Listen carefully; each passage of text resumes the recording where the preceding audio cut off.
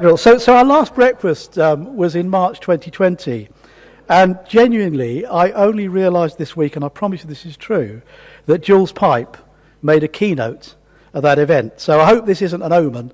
So, please, Jules. So the topic then, this is absolutely true, the topic then was, has London lost its way? Does the London plan go far enough? Now, reference the London plan, Jules, bearing in mind the last 18 months, I think we know the answer. I suspect you're into a rewrite, but you can tell us from the platform. Here we are 18 months later, we're talking about developing and investing in London, deliver a built environment for the future. And today, being serious, the aim is to seek to understand the challenges and the opportunities for developing in London, and maybe how the agenda's changed. Where does London sit in terms of investability, if that's a word, on a UK and a world stage? And we've got a fantastic panel to discuss that, and I'll come on to them in a minute. What are the impacts of the last 18 months? And how has that reset the dial for our contributors, both internally within their businesses, which I think is fascinating, and externally? And how do we build back better? What does actually building back better mean? What outcomes we want socially, economically, and environmentally? And we all know what's happening there. And how does that impact the investment agenda? And public and private sector collaboration. We had a breakfast in the Midlands, a great breakfast in the Midlands last week with the chief execs of Birmingham, Coventry and Wolverhampton. We had a private dinner, and we were talking about, the fact is there ain't going to be a lot of money coming out of government into local authorities. So therefore, public and private sector collaboration from an economics point of view is important, but it's also, I think, vital in terms of getting the right outcomes. And I think if there's one thing the pandemic's taught us, is actually it's about the challenges, particularly in some areas, the less privileged areas of our UK community. So we've got a top panel. Lee mentioned them earlier. I'll just mention them briefly again. Jules Pipe, Deputy Mayor for Planning and Regen and Skills at the GLA. Jules has played a major role in shaping and facilitating London policy with regards to real estate and housing. Michelle Hancock, Managing Director of Greystar, a major force in Greystar and a major force in Build to Rent. So Michelle can give us the BTR perspective, which is an important one in terms of what it delivers for London. Rob Perrins, Chief Exec of Berkeley. Rob's been at the helm of Berkeley since 2009 and has been at the front of the development of what is an extraordinary organisation, and he'll give us, if you like, the Resi perspective. Change of lineup, Mark Allen had to pull out. David Heaford, who's here today, Managing Director of Development Landsec, has stepped into the breach, and he can give us the sort of, if you like, the London real estate perspective. And, Landsec have been very long associated with London and central London. They've got stuff out in other parts of the UK, but it's been generally retail, so they're probably getting rid of that as quickly as they can, but he'll tell us otherwise, I'm sure. Then we have Abigail Dean, Head of Strategic Insights at Nuveen, and Abigail takes a very strategic role, so she'll be able to give us an investment perspective and perhaps put London and the UK in a global context. And then, as Lee said, our chair today is David Luntz, our good friend David Luntz, long time at the GLA, now Chief Exec of Old Oak and Park Royal Development Corporation. Now, we're going to commence proceedings with a keynote from Jules, which I'm looking forward to, followed by the panel session. But before I do introduce him, this is the first time I've had the opportunity to speak in London for a year and a half. And I want to take this opportunity to pay my respects to the late Tony Pidgley, who passed away, 15 months ago. Tony was an extraordinary man. By any measure you want to put, a highly respected leader who did so much for house building, so much for London, so much for the communities, so much for all those who knew him. And you saw the film earlier, which stopped you all in your tracks. I mean, and so it should. He was a visionary. He was an absolute force of nature, a man of total integrity, which is why we all loved him, a man of enormous generosity, and above all, a kind and caring man with a great sense of humour. And I used to love him walking in the door in the morning, because he always has a grin, and he would always, excuse using the vernacular, take the piss out of me, which we used to enjoy. His legacy lives on in Berkeley. He's totally embedded in it. It's an extension of his family. I was honoured to know him, and I was honoured to treat him and call him a friend. God bless you, Tony. Please welcome Jules to the platform. Jules, thank you.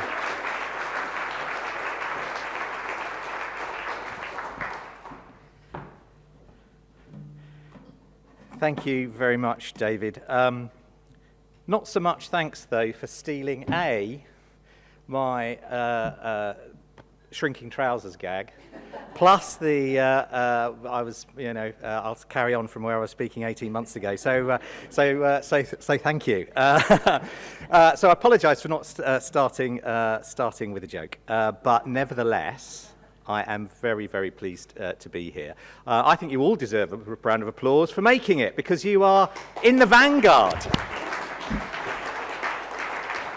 You are absolutely in the vanguard of, coming together again and re-establishing a sense of normality and getting back to how I know that we all prefer to work. There's nothing like seeing each other face to face and having a real conversation rather than those rather kind of artificial ones that we've been subjected to over the last 18 months through endless rounds of celebrity squares on our computers.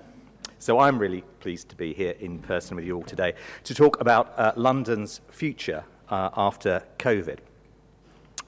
It's obviously no exaggeration to say that we've faced one of the most challenging periods in recent history, the largest public health crisis in London in living memory, and it's had a huge impact on all Londoners in one way or another. It goes without saying the tragic loss of life that we've seen, but that's all very personal to us and our families. I want to talk more about what the capital has experienced on a macro level, this economic shock deeper than any previous recessions, including the financial crisis of 2008. Thankfully, economic activity really does continue to pick up since the easing of the coronavirus restrictions. Public transport use is beginning to rise and rise steadily. Furlough numbers are diminishing, and business distress indicators are improving. But weaknesses do remain. Particularly in the labour market. London's the only region of the UK that has not yet recovered to its pre-pandemic levels of payrolled employees.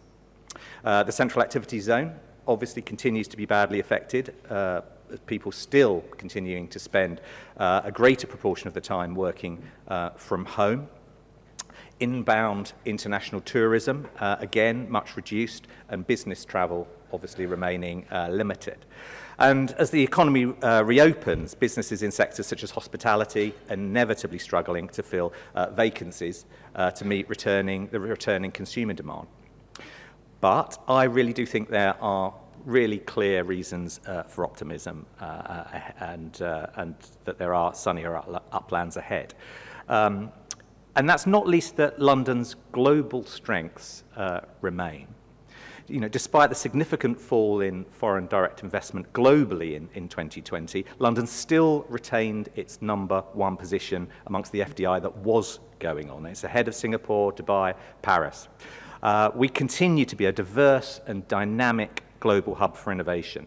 We have incredibly strong foundations. Our language, the legal and regulatory system, our relative safety as a global city, our globally respected higher education institutions that are located here, and as a place to base one's workforce from abroad and bring one's family here. There's the quality of the schooling, the green spaces, and so much more. There's the agglomerations of specialisms, whether fintech, life sciences. There's a real deep talent pool and complex business ecosystem that all means that London is and will remain incredibly resilient, regardless of what's thrown at it. And despite the crippling effect of lockdown restrictions, London's vitality, its incredible cultural offer, the food offer, all that is still largely there and emerging once again. And that's all been highlighted by the Mayor in the Let's Do London campaign. There's a lot to celebrate and promote there. So as the economic recovery gains pace, I think there's a real opportunity to use this moment in London's broader recovery to really reimagine the city, Reimagine it as one that's fairer, greener, healthier, and more resilient than it was before.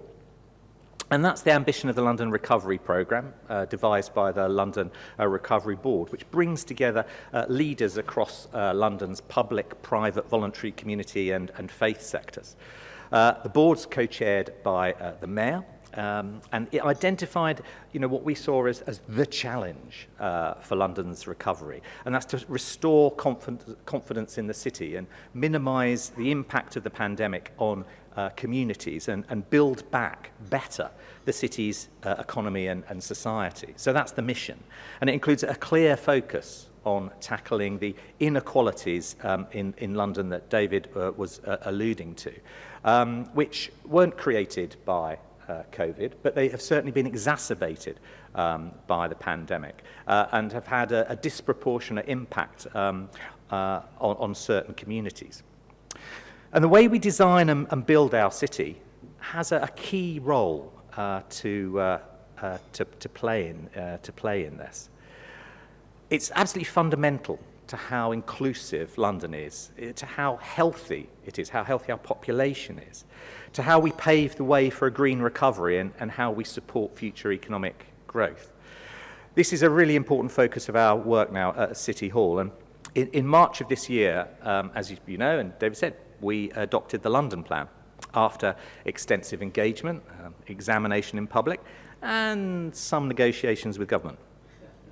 And the plan, I think, really does address many of the issues that have arisen during COVID-19 over the last 18 months. Because I have, over the last year or so, often been asked, do I think that the plan will still be fit for purpose, and are there things that the pandemic has thrown up that aren't tackled in the plan? And I think it is fit for purpose. I don't think new things were thrown up.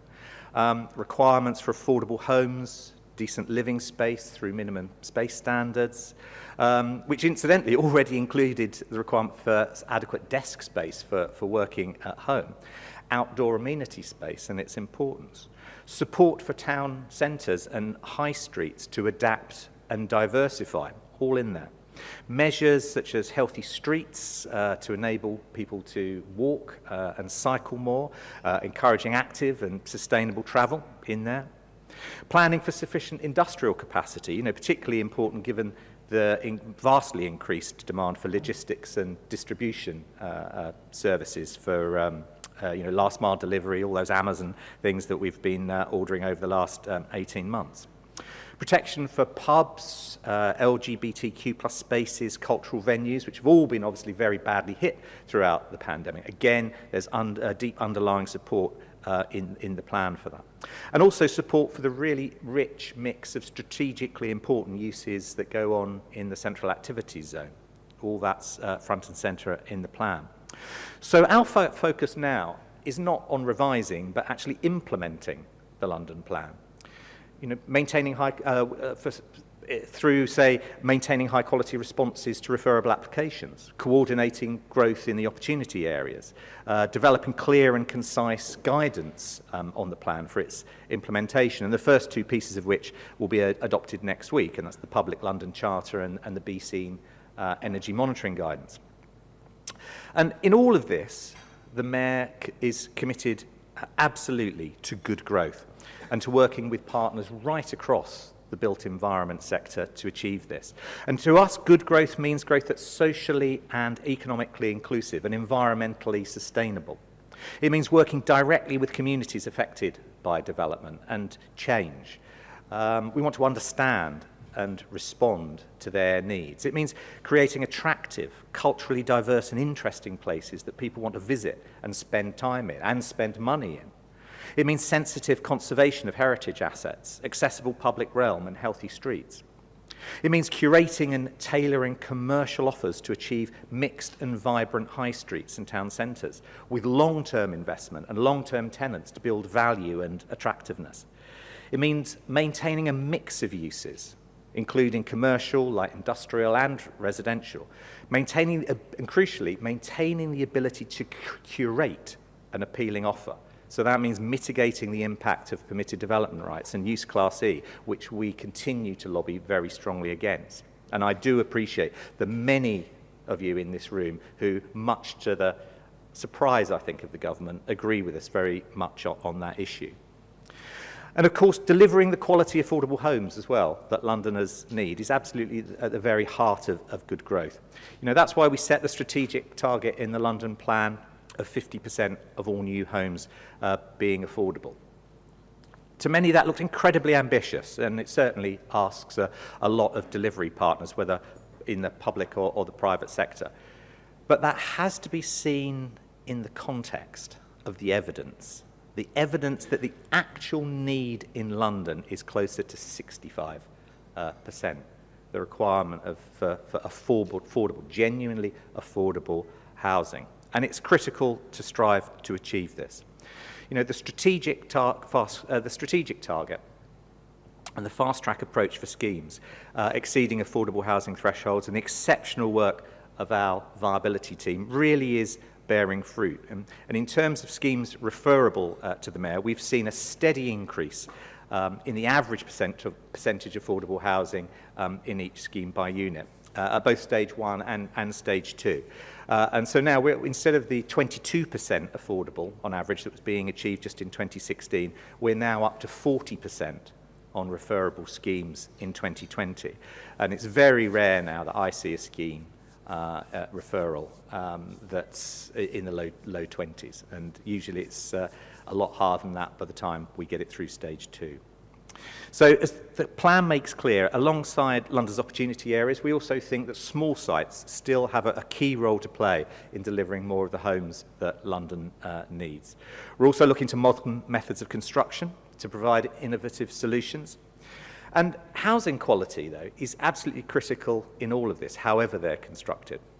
The pandemic, home working, homeschooling, it all placed a lot of pressure on our domestic space, and it did expose the inadequacy of some housing models, and it underlined the importance of flexible space and decent space standards. So we remain absolutely committed to improving the quality and are setting out further information in forthcoming London Plan guidance on housing. And that's going to cover the design-led approach to optimising site capacity and design codes for small housing developments. Before I finish, I just wanted to say a word on sustainability. We have absolutely no time to waste in getting to net zero, which is why the Mayor's brought forward London's net zero carbon target to 2030. With COP26 just around the corner, and with the increasing frequency of all these extreme weather events that we see on the news all around the world, that's all sharpening and should be sharpening our collective focus on the urgency of the climate crisis. And obviously the built environment sector has a huge role to play in this. And the plan's clear about this, setting ambitious targets around increasing green cover, as well as measures to support the Mayor's aim to achieve a significant modal shift from driving to walking and cycling and the use of public transport. You know, London's the only major city in the UK to have a zero carbon homes and commercial buildings standard for new development, as set out in the London Plan. And as a result, in 2019, new developments in London achieved carbon savings 41% higher than that required by national building regulations. And I think that's something to be really proud of. But as we do build for the future, we need to continue to do our absolute utmost and do it in a way that's genuinely sustainable. So I hope that gives you an overview of some of the areas where we're focusing on in the short and medium term on the built environment sector throughout this mayoral term. And I really look forward to exploring further with you these issues today and long into the future. Thank you very much.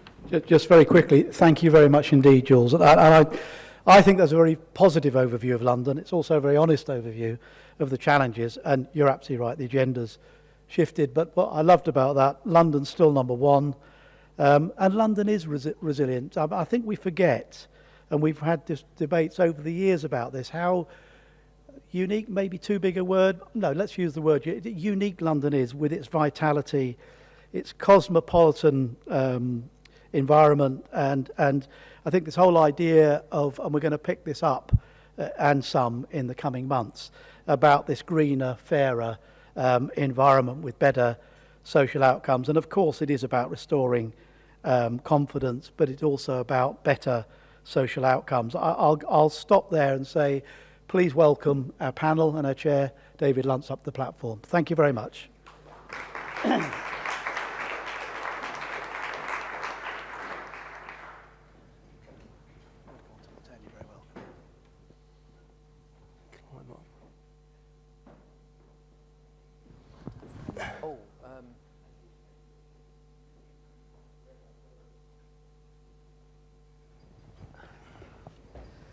Great. Well, isn't it great to be back moving and shaking again? I never thought I'd be so happy to see so many boots and suits, but it's really great. And in the spirit of audience participation that we've already had this morning, I do think it's worth just a little gesture of appreciation to David, to Lee, to Julia and the team for getting us all back together again and surviving the last 18 months. So well done, David.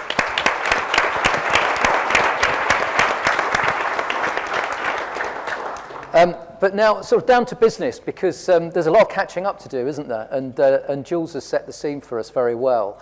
I thought just to kick off really, very quickly, and we've obviously not got a great deal of time this morning, so I will ask our guests to be succinct. But maybe each of you could just kick off with a few sentences about how you feel for your business. Life has changed. Your business environments may be changed over the last 18 months. And how much do you think is sort of transient and temporary, and how much do you think is a permanent reset? And maybe I'll start with Rob, if I may. I think out of the pandemic's taught one thing about what you really value. And actually what I found valuing to try and get through, what we decided very early on, what was really important to us. In some ways, always our customers were, and how we stay close to them. And I think we interact now a lot better with our customers. We immediately said, we have 150 small businesses relying on us. And we went back to paying them weekly. We got to know them personally. We'd moved away from some of those sort of human decencies of actually interacting. So some of that interaction, if it by Zoom or whatever, getting really close back to our subcontractors. I think, the employees, it's been really interesting in the sort of, the approach to, we carried on working within, so we carried office working. Definitely in Berkeley, which is not a permanent change, we will carry on working in the office. I can't stand working from home, so don't join Berkeley if you want to work from home, is the message. I'm not allowed to say that. No, of course, there's a load of issues of getting people back in, and one of the key things that Jules has got to do is how we get people to feel safe on public transport, and public transport is safe, and that's really important. The other thing we decided very early on is that we were going to support everything that we already supported. You saw us support the foundation. We carried on supporting, CSAID in the organisations. Quality of Life Foundation is the most fantastic organisation, really teaching about what is really good development, what is really good in mental health and in our communities and what we work within, and the great placemaking and visionary. So, we really said, right, we're going to carry on supporting, irrespective of the pandemic, all the things that we were doing. We're not going to do anything short term. We're going to really look long term. And that's one of the exciting things, actually, throughout it, we saw we'll carry on investing. We were in a position we could, and buying the next future, so really looking long term. And our goal was to increase our production by 50%, and to do that and still hit our science-based targets, and we can talk about the environment. So actually that was important. So what I've learned from it is actually being very close to people, and we got closer back to people who you really trust and communicate and with local authorities, and that's what I take out of it. Working from home, I haven't taken that from it and never will do, and sorry. I love rooms like this. I can't cope with it. I just can't stand it. Okay. Sorry, Ivan. Is anyone confused about the Berkeley Group's position on home working? I don't think so, Rob. Great, thank you very much. David, from a Landsec perspective, you've got offices, you've got retail, a lot in London, some of the regional cities. Maybe I'd start with offices and looking at the return to work. In September, things came back to life, and the occupancy rates have sort of shoulders through the week. So Wednesdays are a peak, Mondays and Fridays are a bit less. But somebody said to me, well, that means people are working in the office Tuesday, Wednesdays and Thursdays, so TWAT. So I didn't necessarily want to be known as somebody that's a TWATS So if you could spread that, maybe that'll stop people and maybe they'll work from the office a little bit more. But in all seriousness, I think that 40 to 50% of the office portfolio is occupied through the week with that sort of shoulders part, which is great, and that's come to life in September. But obviously, I mean, it switched off to pretty much nothing through the pandemic, and that was difficult. What will this turn into? I think the office will be a fundamental part of businesses going forward. And honestly, I think a lot of sectors have just caught up. I was in the tech sector before I was in the property sector, and it was 2011, I think, Microsoft bought Skype. Mm-hmm. So back then, the Microsofts, the IBMs, the Ciscos, the HPs were using video conferencing like we're all using it now. I think my business, and maybe those in the room, had video conferencing but didn't use it. So we're all suddenly experts in it, but my view is that I think that won't sustain. It will be a hybrid, and that we'll find ourselves using it, and some businesses already in that 40%, 50% or 100% back in the office. Maybe Barclays is one of those. So I think it really will balance back out, and not new for many sectors. And then on the retail side, I mean, like many things, the pandemic just accelerated trends that were already in play. I mean, the sector was in a fundamental structural rejig, and that's continued, and we're not quite through it. I think we're probably through the worst. And I'll just echo what Rob said. It forced us to get much, much closer to our customers on the retail side. We've had countless roundtables with them to really understand what they're going through. I can very confidently say retail isn't dead at all. Physical retail is not dead. There are many different parts of retail and different demands, and it will continue to evolve. Yes, I do subscribe to there probably being 25% too much retail space in the country. Now, is that going to evenly be removed from the country? No, I don't think it will be. I think some places you might see an entire swathe of retail come out. Others you might not see much reduce at all. So we're not quite through it, but I think the worst of it is done. And certainly from a Landsec point of view, we put a £90 million fund together at the start of the pandemic to see retailers through it. Not all retailers, the retailers that needed and we wanted to come through the other side. I mean, inevitably you get the sort of billionaire-backed players coming and putting their hand out, putting their cap out, which was not the intent of that fund. But there are many that have come through that storm, and I think it will find its new path. Thanks, David. I thought the secret, actually, if you've got an office portfolio, is to let your stock to the Barclay Group, because then you're guaranteed 100% occupation. Yeah. Michela, Greystar's been powering ahead through the last 18 months. You can see your schemes on site. What's the pandemic taught you and your organisation? I think it's been an incredible learning curve for us. So we have 700 employees throughout Europe, and then 370 in the UK. Just personally, I'd never worked a day from home before lockdown, so it was a shock for me. We had generally most people in the office 5 days a week. So to go from that to then home working, I think was a shock, and I think we quickly adapted. The difference with Greystar is that we have a lot of our teams are on site in our build-to-rent developments and in our student developments, and they were unable to work from home because they continued to be on site. And I think that was actually really useful for our residents and our students as well, because they said that the number one amenity throughout lockdown, they said during surveys, was the on-site team that they had with our Greystar teams and the relationships that they built. So I think because it was very isolating, at that time we had to close down all of our amenity spaces. So the residents, what was attracting them to our assets was that community building and having the amenities and having the curated events, which now are very much back on. But we basically had to say to them, this has to shut down for your safety.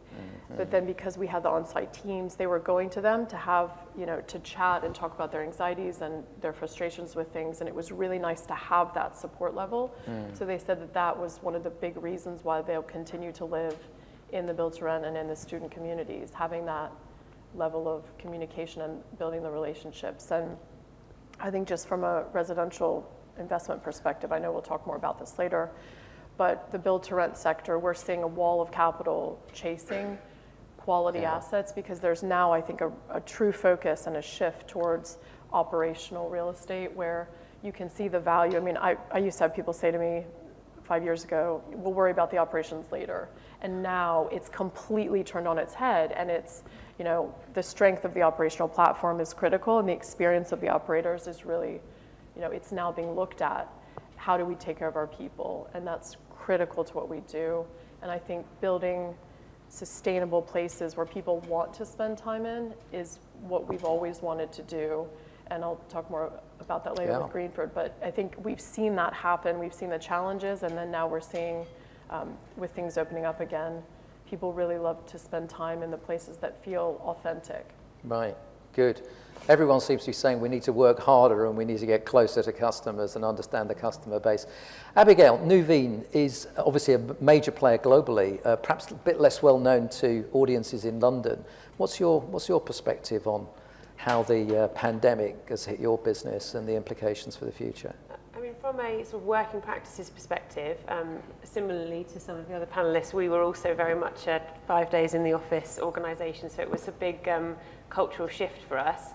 Because we are such a global organisation, we have offices in 25 different cities, and we do work very globally. There was actually a positive side to it, in that by embracing the video conferencing, I've actually had more engagement with my colleagues in Asia and America, being able to see them over a screen than before. So I think there was actually collaboration built in, and that element I think will stay, which will be really positive for us, that we are more effectively able to collaborate across borders. And also maybe we don't all need to all the time take that flight to go and actually have a meeting, and from an environmental perspective that's important, although you know, being honest, nothing replaces actual, you know, in-person contact. So I think we've all come back to the office very happy to be with our colleagues and to be able to have meetings again.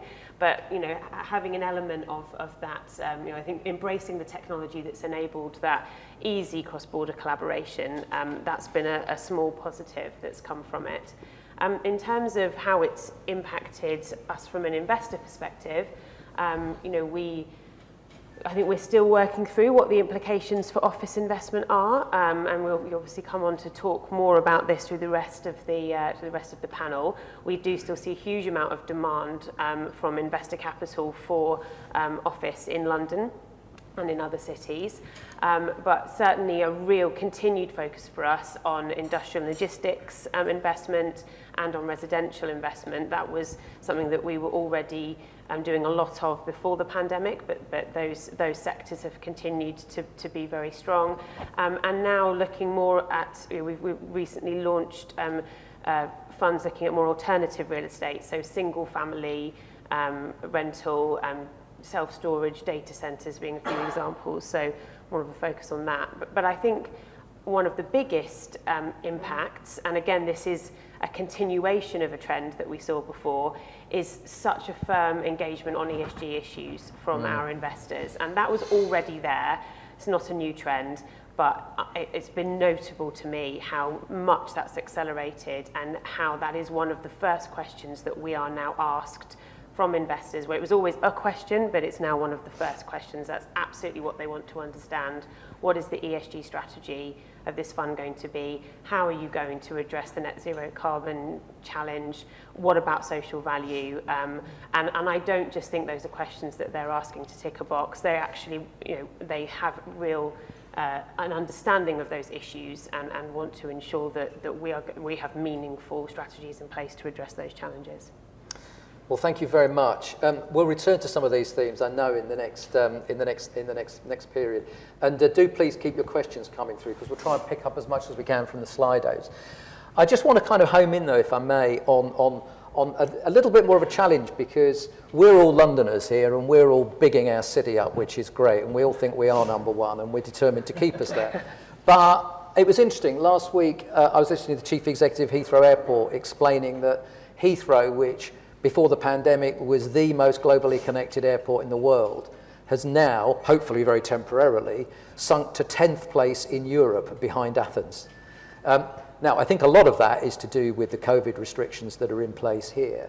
But if one looks at that kind of global position, or where we sit relative to Europe, and if you also think about the levelling up agenda and the emphasis that government has on investing more in the regions and the regional cities.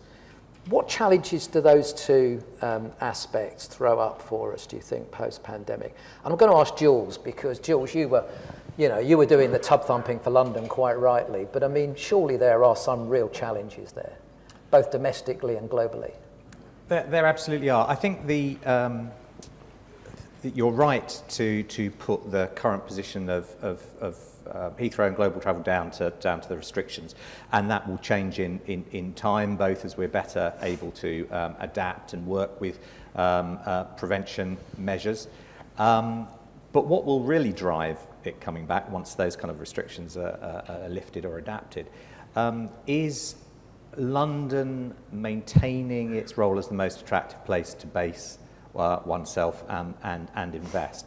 And yes, while I was 10 yards over that way earlier, I meant what I said in the attractiveness of what London has to offer, but at the same time we can't be complacent about it. If we just think we don't need to invest in it and nurture it, then we will lose it.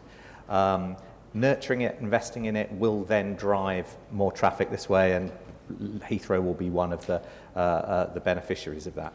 But we need inward investment, particularly on infrastructure and particularly on transport infrastructure, whether it's transport in Old Oak Common and OPDC, whether it's the Bakerloo line extension, whether it's the DLR extension opening up Beckton and south of the river. All these things are needed to continue making London able to cope with the growth that will happen anyway. This isn't about driving growth, and that's what was always difficult about the old argument about, well, London's overheating and it doesn't need to drive its growth. It's not about driving growth in London, it's about coping with the growth that will happen anyway, and to make it happen well in the ways that I was describing and making it good growth, rather than it being a disorganised negative mess, which ultimately will drive investment away. Great. And Michele, you're I think you're not up there anymore, but you did say, I think, that you were responsible for the UK and Europe. So, I mean, from a Greystar perspective, how does London sort of situate next to Greystar's interests across the rest of the continent? It's a really good question.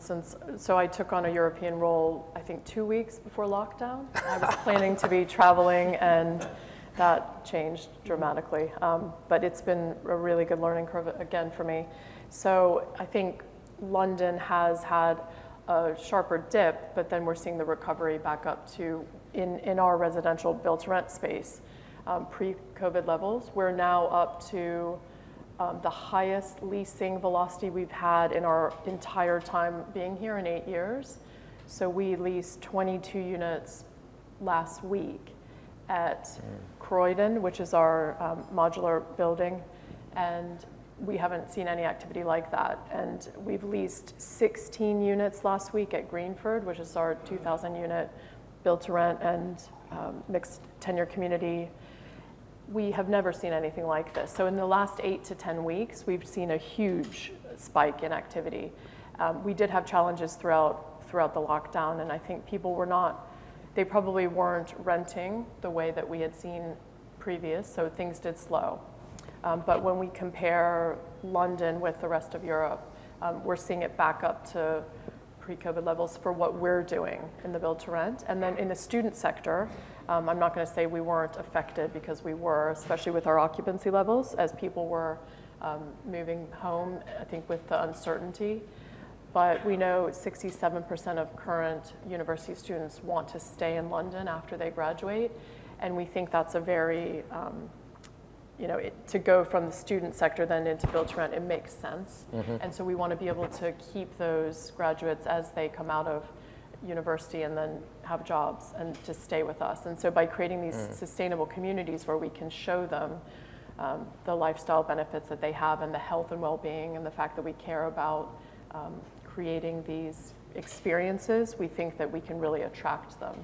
So, I mean, for us, when we're looking at the global stage, London is very much a key city for us.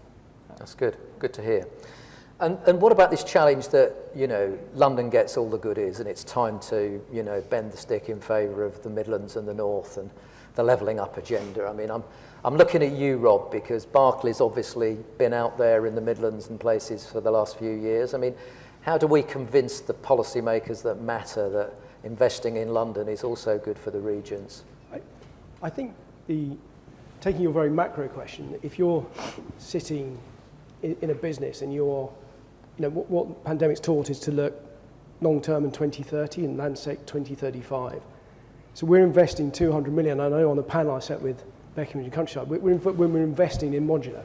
And if you're investing in modular, but you're really concerned about the regulatory outcome. So, and my argument with government is that at a whim, they could change a policy. So if they made height of buildings, ceilings to 2.6 metres, we would write off the whole, went to 2.5, we'd have to write off the whole 200 million because we can't put our modulars on the back of a lorry. So people want certain regulatory environment, and that's for levelling up as well. I think, you know, we've just had a change in the housing minister, you know, the Secretary of State. It's going to be hugely interesting. You know, the white paper, the infrastructure levy, you know, was causing huge concerns in investing through as a business. And, you know, like it or love it or hate it, you know, with the GLA, in the policy it came forward, 35%, you'll get fast track. Now, is fast track fast? You can debate, but you knew that you'll get a regulatory certain outcome. And I think that's the most important thing for levelling up in country to country, is that we have regulatory certainty. And it's so uncertain at the moment with the change, the pace of change to invest huge amounts of money in. And I think if you were, say, on the supply chain, would you open a brick factory in the UK at the moment, or would you go somewhere else? You probably wouldn't because of the uncertainty. Do you think this is a short-term blip? You know, we've got, you know, the new regulations on the new home standards, we all agree with them coming in 2023 in terms of, but if those rules, you know, what's happening currently is everyone's trying to get everything through before the new rules come in. I can see a real dip happening in 2023 because, you know, because of the changes. So we've got, you know, we don't have gas boilers in 2025, or we will have gas boilers in 2025. Are we going to have hydrogen?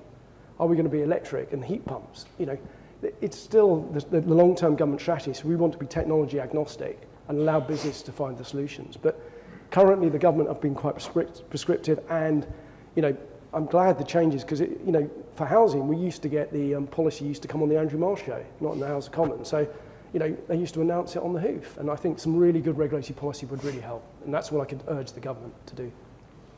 Good, thank you. Sadie has actually stolen my wrap-up question. Thank you, Sadie. So you've given the panel advance notice of something that I was going to drop on them at the end. So you're all very lucky, because you can figure out your elevator pitch to Michael Gove, and we'll do it at the end. I want to turn quickly to infrastructure, if I may, because this is very interesting. We know that apparently there's going to be an infrastructure-led revolution, and Jules, you've talked about the need for transport investment. Obviously, we're all very keen to know what the settlement will be around TfL, but we know that there is a real problem there. You know, the Bakerloo line's been put on ice, Crossrail 2's been put on ice, and I thought it was very interesting. I think on Monday, you know, Grant Shapps and Sadiq Khan were there on the Northern Line to Battersea Power Station. Great story. But I can't help looking at Beck over there. I know the week before, the same Grant Shapps, I think, cancelled the Beam Park railway station at Dagenham, which means that 2,000 or 3,000 homes can't be built.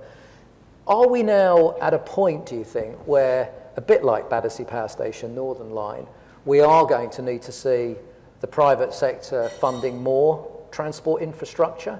And if so, is that going to have an impact on things like affordable housing delivery and viability in London?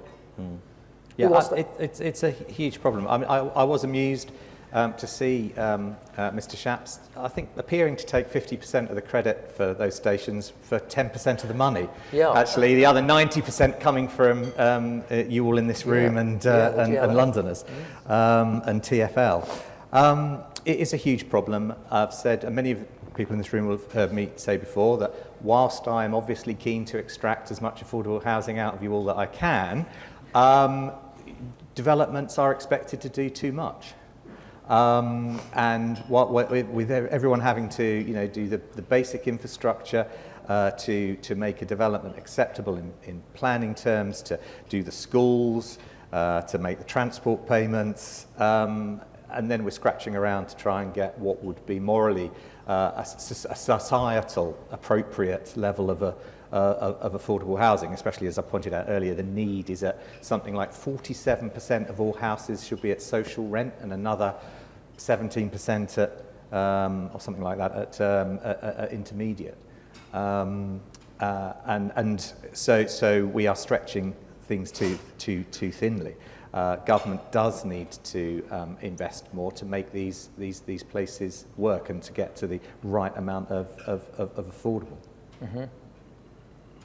And I should say it's hugely imbalanced at the moment with the levelling up agenda.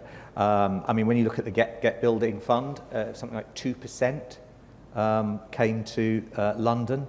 The English High Streets Fund, we had about 7% of that in outer London, and not very much, I think, at all for the centre.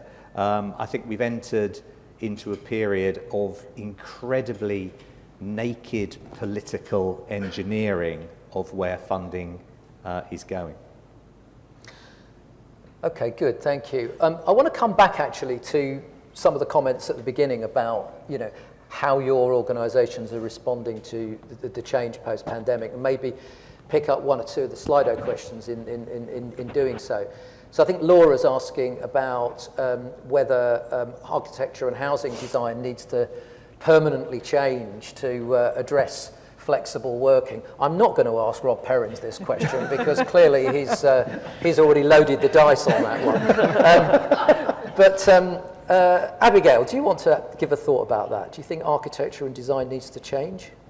Yes, I think is the short answer. I think that and I think not just in housing either. I think that there is one of the legacies of COVID is likely to be a different engagement with our built environment. We want slightly different things from our homes. We do want space to be able to work, and ideally we'd like a bit more garden and just more space in general. So I think that you will see greater demand for slightly larger homes and for more rooms. But I think as well, what kind of offices we want is changing. There's more of a focus on collaboration within office environments, obviously different technology needs.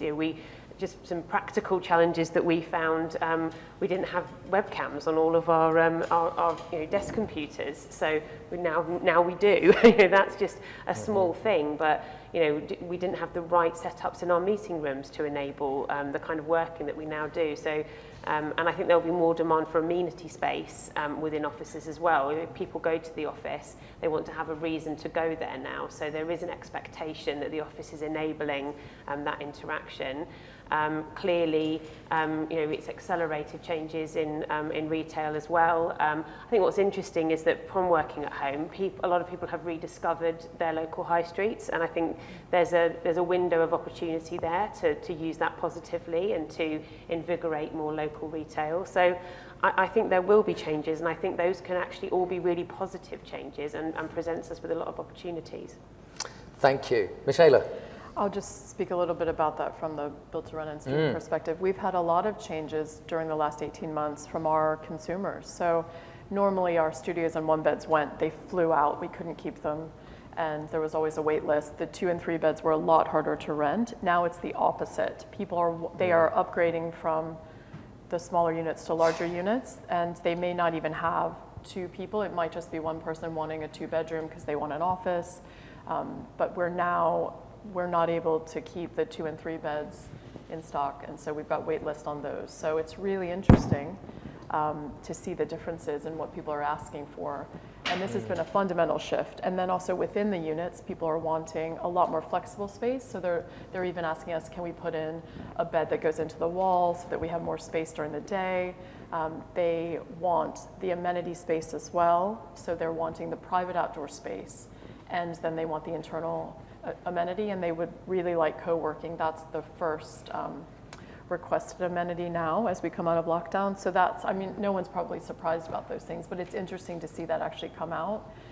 And then in all of our communities as well, we do have a mixed tenure. So we're tenure blind, and we manage, we have the discount market rent and the London living rent, and everyone can use all the amenities and all the services. And I think that's really important to creating a community where people feel comfortable and they get to know each other and they're actually getting to know their neighbors. So we're having events and things where we're having 3,000 people come from the local community out at Greenford, and this never happened before. So I think people are really keen to understand how these developments can support locally.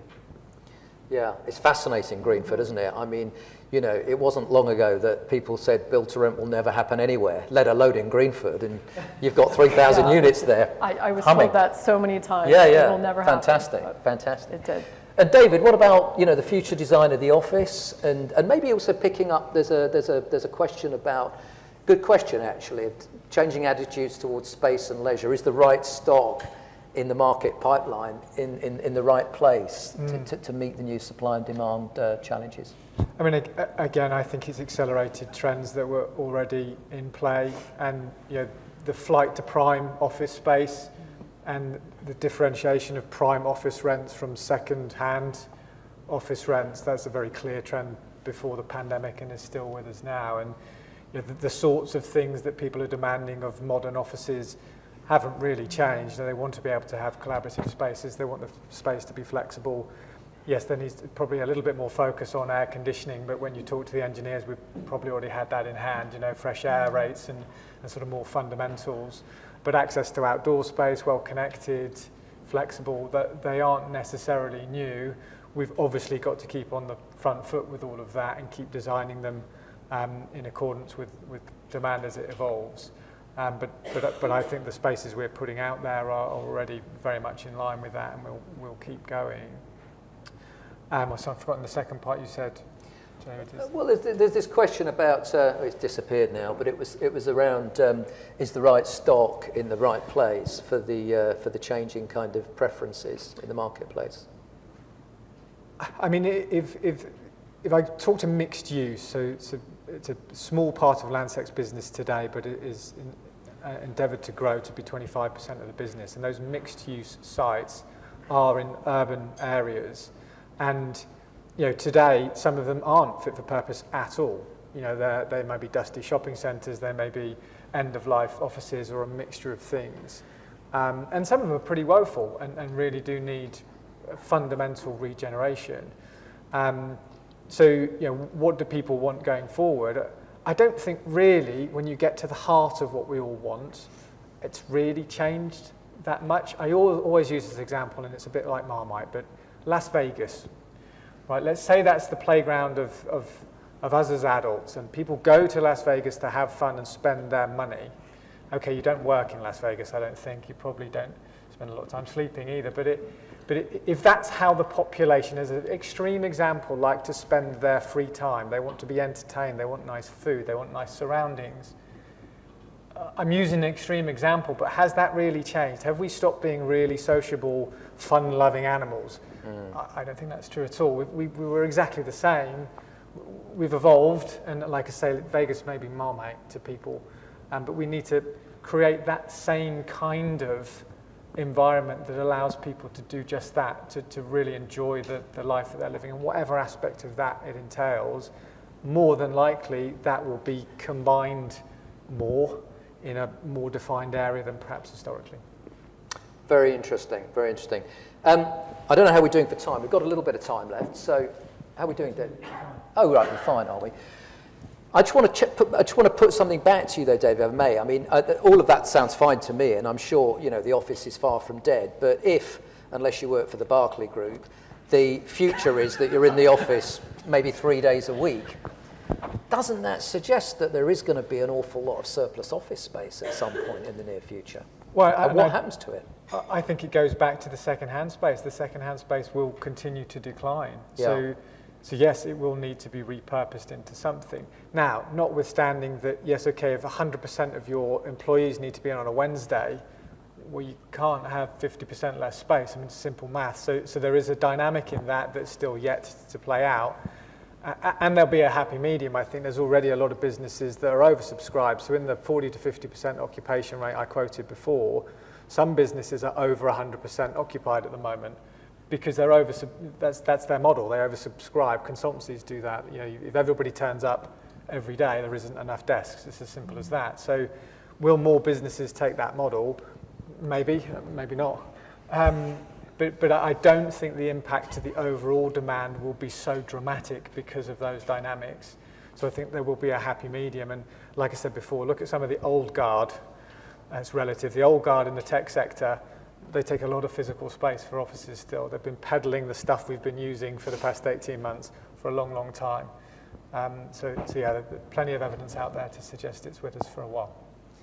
Okay, Rob, I've been ribbing you, which isn't fair, but I mean, just in terms of your product line and where you're putting your emphasis, are you going to be seeing maybe less studios and one beds and more larger units? And do you want to start building residential in the city where housing has not really been allowed for a long time?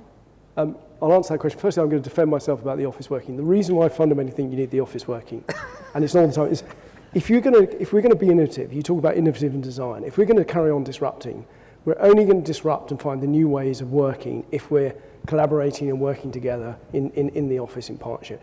Otherwise, we're just going to get linear thinking. And that's my worry, really, fundamentally, that we'll end up with, always everything being the same. And that's what I really worry about, we'll come onto the pitch of, trying to do design codes. Design codes, Birmingham's brick, London's brick, and we'll have Gloucestershire houses in the middle. I mean, that's not, everything's a rich tapestry, and we have to find these new ways. And that's why I always think the office is the key point. Of course, there's some tasks you can do from home. So you can have 7 till 8 on the weekends at home, and then, and the rest of the time in the office. But that's fine. I mean, we're happy with that. So to answer your question about sort of what do people really want from developers, I found it was really interesting. I was thinking about this in some ways. The biggest thing that people complained about in 2016, 17 was they couldn't get day one connectivity. So I went out with OpenReach. We got day one connectivity. Still, some of the developers still wouldn't pay for that day one connectivity in areas. So this connectivity for home is really important. Just as you said, you want fantastic, what are we putting in now? Much more, what is your home? It's very emotional, but, the space outside it, the workspace in some ways, so making much more sort of, in our developments, we're doing a sort of a mini workspace area so people can work, so they don't have to do it into their flat because that's the worst, area. Wi-Fi in our parks, making that sure that open space so they get tranquility in those parks, but they can work and making them usable and those areas. So really, really working on the nature part of our developments. And that's the point about where you sort of, London, what's, and this is my challenge to developers. I think we have really built, as an industry, we're not loved because we haven't built fantastic places. And quality has not been important because we've had an undersupply. And that's been a real criticism of our industry. And I think people know what I don't agree fully with Nicholas Boyd-Smith and beauty. What is beauty to a degree. But actually you do know subliminally what is really good and what isn't. You know a nice place when you go there. And that's Greystar, what they're trying to do in Brentford. They can do a lovely place and a lovely environment, people go there. And you know a poor place that's being built. The designers in 1960 didn't go out to build Kidbrooke badly. They thought that was a fantastic place they were creating. And that's where we've got to create these fantastic places. The one thing I think at the moment is this lack of enforcement. We as developers will put in, I really love it. We put in fantastic plans and we say we're going to deliver all these lovely CGIs, and you go there 10 years later and we haven't delivered it. And I think we've got to, as an industry, lift our standard and really deliver, the palette materials, the placemaking, the parks. And I was thinking about this in some ways. We'll put a lovely CGI of a playground, and then you get one developer put a swing in and think he's done his role. Do you put fantastic slides in? Do you put roundabouts in? I was thinking about the old horses. I don't think you're allowed them for health and safety anymore, but I used to love that as a child. So, I'm going to put horses back into those horses. You go up and down or back in again. And I walked into Clarendon, for example, and thought that is the most fantastic playground. And we put it in first. And then I go into another developer or in ours, and you think, we've got a swing, and we call that a park. And we know what's right and wrong as well, and we've got to be judged to it, and we've got to be held to account as an industry thing, and that's what I take out of the pandemic. We've really got to lift our standards. And in Berkeley, I think we do pride ourselves on that, but we can do a lot more as well, and we need to carry on finding new ways of working. Sorry, I haven't asked your question. No, I don't. I think people will, you know, it depends what you want. Everyone wants a different emotion out of their apartment. So some people still want a 1-bed, some people want a 3-bed. I think you just need a mix of properties to a degree. I don't think it's fundamentally changed habits. It does come down to affordability as well. I mean, I'm sure you charge more for a 3-bed than you do a 1-bed, but if you're charging a 1-bed price for a 3-bed, I'm in. Then you really can work at home. Just if we may, I think we should turn to the zero carbon challenge. I mean, it's obviously very topical. I think most of you mentioned it in your introductory remarks. Do you want to say a little bit more about that, particularly in the context of, as Jules pointed out, you know, the Mayor is looking to go further and faster than national government. So what challenges does that bring for you, and what opportunities does it bring for you in London in particular? Abigail. I mean, we've set a goal for our global portfolio to be net zero carbon by 2040. In Europe, and particularly in the UK and in London, we'll get there a lot quicker than that, because that's where we see the market demand going. And I think what we have genuinely seen a real shift on this recently. It is starting to come up, particularly on office buildings in the big European cities, London being at the forefront of that, where there is a genuine discussion when you're buying and selling buildings about is it net zero carbon? Can it get to net zero carbon? How much is it going to cost to get to net zero carbon? And that's starting to impact pricing.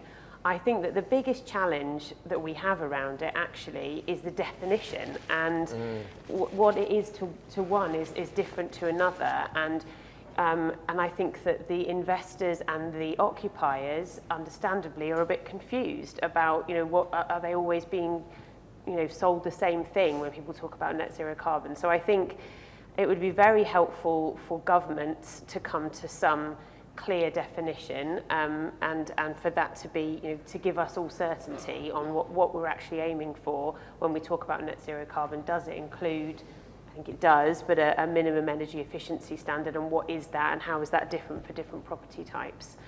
So that definition piece is probably one of the most fundamental challenges, and then there being a sort of certification to go along with that, so you can know unequivocally if different buildings are kind of meeting that mark or not.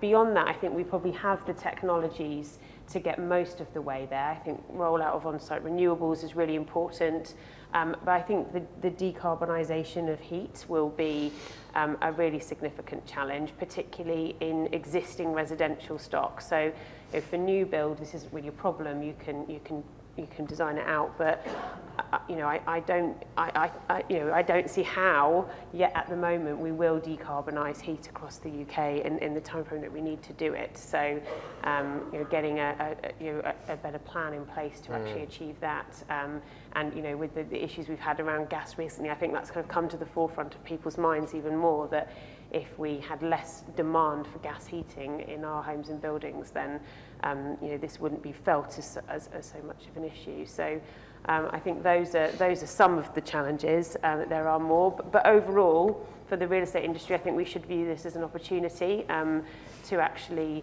do it well, and I think there is the potential to get a value premium from net zero carbon space, and those who can do it quicker than others, I'm sure will benefit, and that's certainly how we see it, that if we can get there quicker and better than others, then we can deliver a better return for our investors.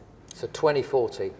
Yes, that covers a wealth of different timelines within it, but that's the backstop. Yes. Okay, right. I mean, that's the last, yeah, but yeah. Michaela, when's 2040, 2030, 2020?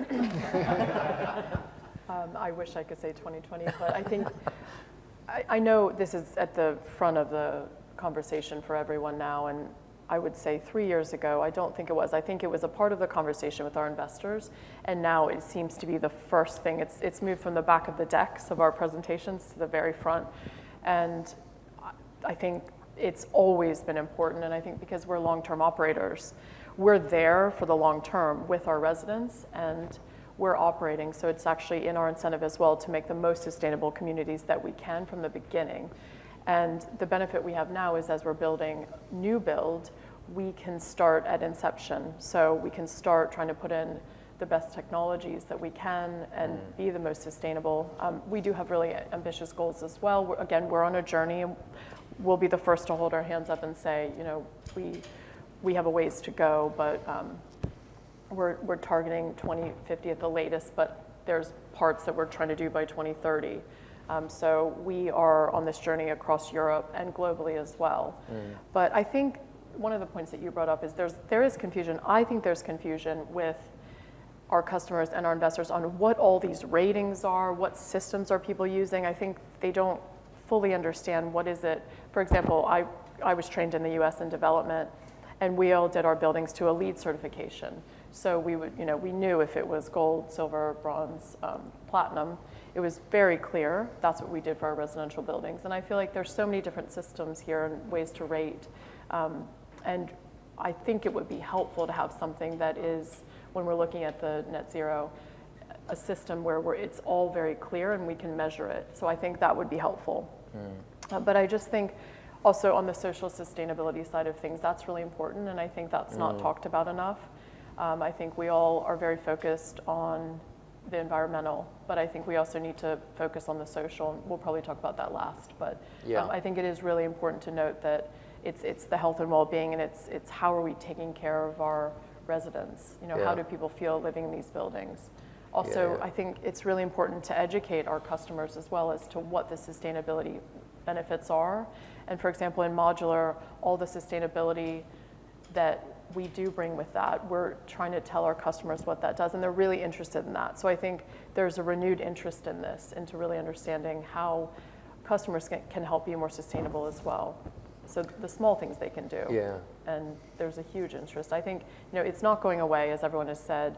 It shouldn't, and I think as developers, we need to be leading. I was down at your Croydon scheme a couple of weeks ago, and it was very much in evidence there. So you're definitely walking the talk. David, Landsec. So Landsec Net Zero 2030, and that's because, as a business, comfortably for the last decade, sustainability has been at the heart of the business. So it's starting from a very sustainable centric place. We've already started a net zero development down in Southwark. That's on site and been on site for 18 months. All of our developments will be net zero going forward. But that doesn't change that it's incredibly challenging to keep going with what are exponentially higher, and rightly so, hurdles. But it does, as Jules alluded to before, we ask so much of these developments. There are various infrastructure levy taxes, building safety reforms, all these things come, and rightly, each of them, but when you add them all together, these things can be at risk of not happening. And that's across all sectors, residential, offices, or anything else. So the supply chain and working with government is essential to get clarity on, how do we frame these things and how do we work together to make the entire value chain work? Because at the moment, it doesn't come for free. There are obvious things like air source heat pumps as an example. I can tell you, retrofitting an air source heat pump to a 20-story office building is not cheap. You didn't need me to tell you that, right? It doesn't come for free. So we've just got to get quite practical and frame it, regulatory or otherwise, to get it to work. Thank you. Anything to add, Rob, on this one? I think everything Jules said earlier in his speech, actually, London's ahead of the game in terms of fabric, in carbon reduction on new build. And we've been ahead of the game for some time and leading the way. So firstly, is that carbon reduction through the fabric, which is the points we've really got to hit that bit. Second-hand is a different issue. My quick point also would be, being a 37% green city, if we do wetlands, we can do much more carbon capture as well. It has a role to play. And I don't think we're doing enough as a green city in carbon capture to hit the net zero. So I just urge much more to think about those carbon capture points. And I think people think we're greenwashing with carbon capture, that we're sort of offsetting it to an Amazonian forest. That's definitely not the case, and it has a role to play. And I think we've got to reinstate that, would be my one point about that. I agree with all the points about we mustn't put in technology that doesn't work. We mustn't put homes, we can't heat a home with a heat pump, it'd be too noisy, the second hand. There's definitely got to be some thoughts around that. But, there's a lot of innovation will come in. And I think, we did the zero carbon house so people could live in Kidbrooke. We've got to expand on that, and where does battery fit into that, and battery storage and car charging, then there's not enough electricity, fundamentally. That's the problem, and where does hydrogen play in this, and, some really macro government levels. So, like you say, it's an area that all businesses are talking about a lot. I fully agree about the cumulative taxes. there is, the carbon levy. Jules? Yes, thanks, Rob. We probably need to start drawing things to a close fairly soon. There's one theme that we haven't really looked at, and I just want to pick this up quickly. And it sort of draws together for me the social sustainability questions with the whole public-private linkages, really. And there's some questions about, are local authorities going to be the drivers of new affordable housing? Faraz is asking what can be done to deploy this wall of capital. I think some of those things do speak to how the public and the private sectors work together. And there's always a lot of controversy and discussion about this, particularly in London. Are things becoming easier in London in terms of the public and the private sectors working together? Is it tougher? And very, very quickly, because we don't have a lot of time, how would you want to go about making those relationships as functional as they need to be? Bearing in mind that there is a big social sustainability kind of context to this, and COVID has obviously exacerbated that given the disproportionate impacts on poorer and disadvantaged communities. Lots of questions, and I only want a sentence or two, which isn't very fair, but Rob? It's down to trust and not, public-private to work together, got to find ways to collaborate and trust together and working out. I think there's always a reason not to do something. And I think it's just got to have vision and drive and shared purpose to get more homes. And I think, so that'll be my one line, is just, you need great local leadership and you need that public-private to work together. And I think that's fragmented recently. I just think it's been very, I think everyone, we've got into a bit of the blame game, I think. Who's responsible for not building enough homes? Who's not responsible for this? And, and all those other areas. And I just think trying to get, why waste a good crisis? I know it's been awful, the pandemic, but let's really get going again and get that trust going and get building again and get these schemes going. And I just, that would be my one thing, just have a shared goal and try and deliver. Trust and shared goals. Jules? Well, I think we must all accept that there is a big trust issue with the general public. They don't trust development, and that means both developers and those who are taking the decisions about it in the form of local authorities. I kind of sigh a bit when sometimes people telling me, it needs, greater engagement and consultation and co-production and all these kind of things. I'm saying, that's just going to promise people even more in terms of the outcome of the development and lead to even greater disappointment. The greatest driver of the dissatisfaction and distrust is the fact that when these things are built out, local people don't think it delivered for their community. It only delivered for the new people that live in it. I think there are these kind of big issues that we need to be able to overcome to get communities to be on board for development. Any amount of greater engagement isn't, people really mean, greater browbeating of people into accepting those developments. It's not going to work. Local people have got to see how it's actually contributing to their community and helping them. And what hasn't helped, though, is that over the last 20 or more years, politics has become more transactional, rather than about convincing people about the greater good and society. Instead, it's been about, look, vote for me and I will give you this. You the person making the vote, you personally will benefit. And I think that's encouraged people to then see any of these discussions and building for the community and society in terms of what does it do for me. So we've kind of made the problem for ourselves, but we now have to address it. Thanks. It's very interesting, actually. I was looking yesterday. 2 or 3 years ago, when Sadiq introduced the new policy about balloting residents for estate regeneration, and a lot of people thought that was the end for estate regeneration in London because you could never win a ballot. I think there have been 20 ballots since then, 19 of which have been won by the developers and the local authorities. So it can be done. It's very interesting. It can be done. You can actually convince local people that this is a good thing. David, any thoughts? So, I think that is interesting. So it's like the Instagram generation, right? How many likes do you get to get something over the line? I mean, and that's the way society has gone and continues to go. But I pull it all back to leadership. If we've got consistent leadership and therefore processes that allow us to move forward, this will work. We don't have consistent leadership, certainly in the boroughs, we don't have consistent resourcing, so it can be a complete mixed bag of what the reality is. We talked about fast track before. You know, we take ourselves out of this sector. We've got members of the public going to space, right? Punters going, you know, might need to know a billionaire to do it, but seriously, we've got people going to space. How long it takes us to get planning through with that as a bit unfair, but you know, as a comparator, I mean, really, you know, we have all of the ability and the brain power to put a process together that is so much faster than that and can move us on in leaps and bounds, and that's fundamentally about leadership.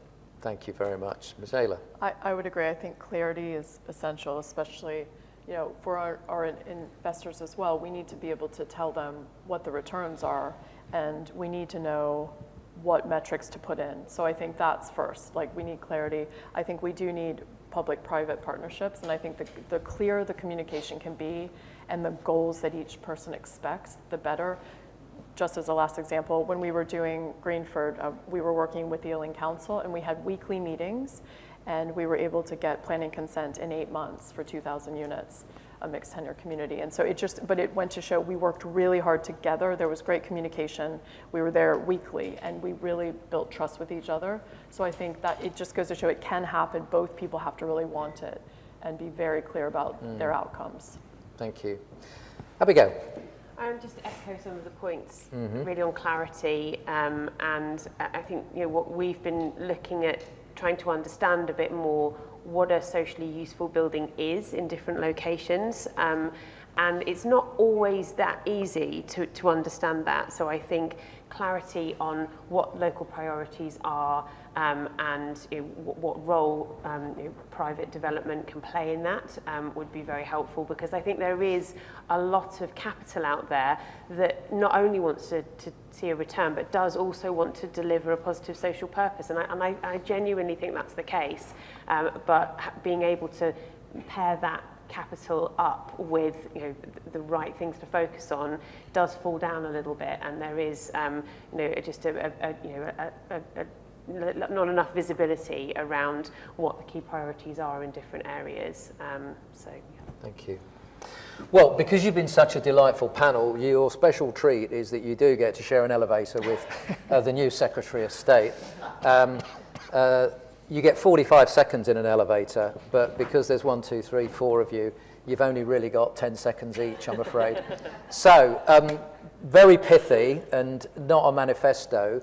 You're stuck in the elevator with Michael Gove. What would you really want him to say yes to? And I'm going to go this way. Abigail. Well, I'm going to go back to a point I made earlier, which is clarity around net zero carbon, and what, you know, an actual clear certification for net zero carbon, and clarity around what that is for different real estate sectors. I think that would catapult us forward like no other intervention. Good one. Michelle? I would say clarity around the affordable housing process, so that as a build-to-rent developer operator, we can manage affordable homes within our build-to-rent communities, right, and provide homes quicker for people. Good one. David? I'm going to go with the point that's been raised a couple of times. It's the collective impact of the policies that have emerged or are emerging, and to see them together as one can kill viability in a heartbeat. Thank you. Jules?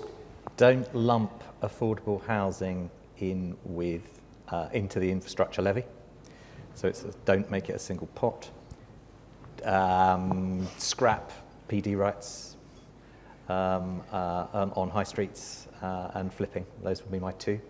Very good. Rob? Rip up the white paper. Get rid of it. Oh, that was easier, actually. I like hearing the white paper. Get rid of SIL and infrastructure on large sites and locally negotiate, because I think that's taken away from the local boroughs, your point, and local communities, and give back to those local communities that get infected by the point. Resource planning departments properly, fundamentally, give them some more money, and then carrot and stick for performance, especially outside London. So if you don't perform, you get, you know, if you don't build enough houses, you get truly some, and if you do perform, the new homes bonus needs to be, you know, those who really do perform should get more money, fundamentally, and allow whatever that is. And therefore people, because currently outside London, not so much in London, people are standing on anti-development tickets. And that just is not good for society and long term for our children. We're just not going to build enough homes. Well, thank you very much. And given that Michael Gove isn't here today, but will no doubt be watching the recording, I should add that he should also give a modest amount of infrastructure funding for Old Oak Common, please. Thank you very much, panel.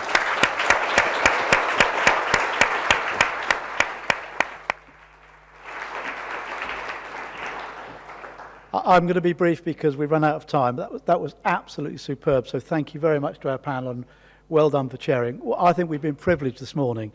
Two reasons for keeping this brief. One, I was so enthralled I didn't make too many notes. So I'm going a bit from memory, but I thought that was absolutely fascinating. I'm just going to pick on a couple of highlights. First of all, I'm pleased to see Barclay are back in the office, Rob. That's I'm not terribly surprised, am I?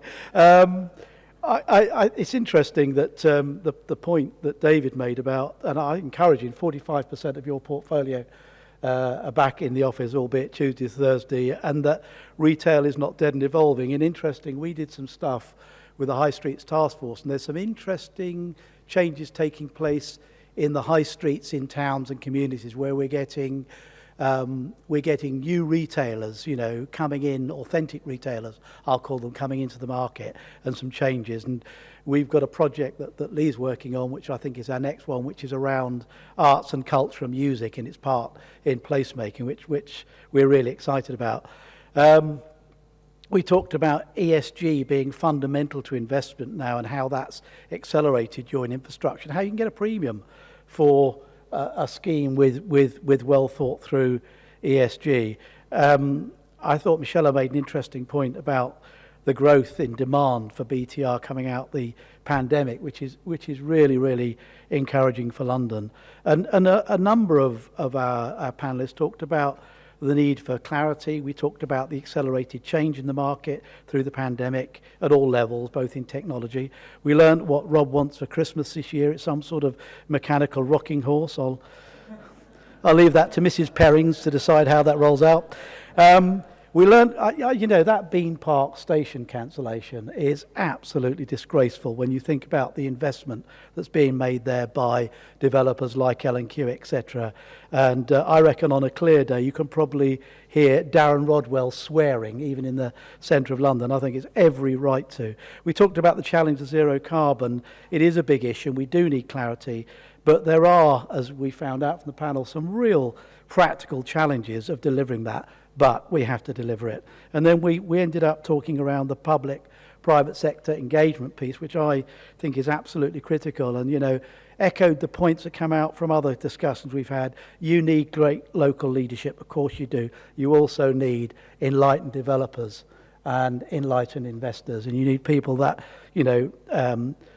Jules made the point, and he's made the point on our platform even more robustly at one time, remember, about this need for trust and clarity and engagement. And finally, the bit about communities, real communities, real people, and proper engagement with them. And, in fairness to our panellists, I think the three, and if I'll take investment into that as well, I think all of our four investor developers in there are at the right end of this market. And, it's a challenge, I think, for the market going forward. Do stay on and have coffee afterwards. We'll make an announcement about our forthcoming breakfast. I do hope you come back and see us again. I do hope you've enjoyed this morning. And I just want to finally ask you to join me in thanking our chair and our panel for a fantastic morning. Thank you.